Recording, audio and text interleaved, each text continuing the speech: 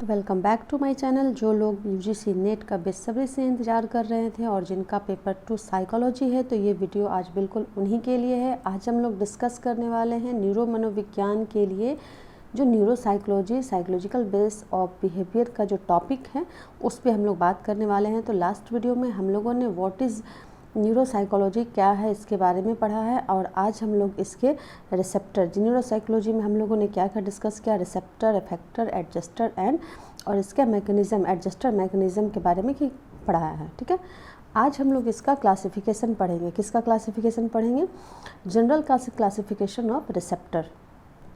तो चलिए हम लोग वीडियो को स्टार्ट करते हैं। जो हमारा बाह्य परक यानी कि बाह्य ग्राहक यानी कि एक्सट्रोसेप्टर जो है वो किस चीज़ के लिए होता है, तो जो इनका क्लास है, देखिए इस क्लास में आपको कितने तरह के रिसेप्टर होते हैं ये जानकारी दी गई है, और इनका जो संवेदनशील क्या होता है और इनका किस चीज़ के अकॉर्डिंग, इनका किस चीज़ के आधार पर क्लासिफिकेशन किया गया है।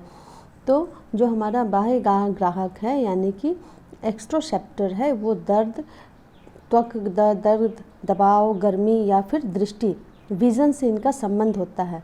ठीक है, और इनका जो आधार होता है वह शरीर के सतह पर आधारित ग्राहक जो मुख्यतः उद्दीपकों के प्रति अनुक्रिया करते हैं, प्रायः शारीरिक गति के रूप में अनुक्रिया को की जाती है। नेक्स्ट है हमारा इंट्रोसेप्टर, यानी कि इसमें जो है आंगिक दर्द हो गए, दबाव हो गए, गर्मी हो गई, ठंड हो गई, जो घ्राण है, स्वाद है, ये सभी हम लोगों के किसके आधार पे हम लोगों का इसका क्लासिफिकेशन किया गया है।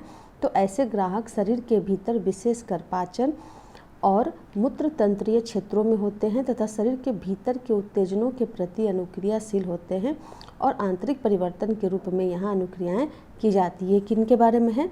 तो जो हमारा इंट्रोसेप्टर है, इंट्रोसेप्टर का काम हम लोगों के बॉडी पार्ट में इंटरनल की तरफ होता है, और जो एक्सट्रोसेप्टर है उसका काम हम लोगों का बाहरी तौर पे होता है। क्लियर हो गया ये? नेक्स्ट इसके जो है मध्य ग्राहक जो है यानी कि प्रोप्रियोसेप्टर जो है उसका सेंस होता है मांसपेशीय गतिबोध, कंडरा गतिबोध, संधि गतिबोध यानी कि मसल्स काइनेस्थेटिस से होता है, टेंडर काइनेस्थेटिस से होता है, जॉइंट काइनेस्थेटिस से होता है। ठीक है, अब उसके बाद इसका जो वर्गीकरण है किसके आधार पे किया गया है, तो ऐसे ग्राहक मांसपेशियाँ, कंडरा या फिर अश्रवण अंतःकरण आदि में संबंधित होते हैं। ये मूलतः शारीरिक गतियों के प्रति अनुक्रिया करते हैं। शारीरिक गति के रूप में ही इनके द्वारा अनुक्रिया की जाती है। उसके बाद है हमारा नेक्स्ट जो है वो है नेसोसेप्टर, यानी कि इसका भी जो संबंध सेंस होता है वो दर्द से ही होता है, जिसमें कि हमारा तीनों तरह के दर्द हो गए, तो त्वक दर्द, आंगिक दर्द और गति संवेदी दर्द। प्राणी के पूरे शरीर में ऐसे ग्राहक फैले होते हैं, मतलब जब भी हम लोगों का कोई एक्सीडेंट हो जाता है, हाथ जल जाते हैं, चोट लग जाती है, तो ये जो नेसोसेप्टर है इसी के जरिए हम लोगों को दर्द का जो है एहसास होता है।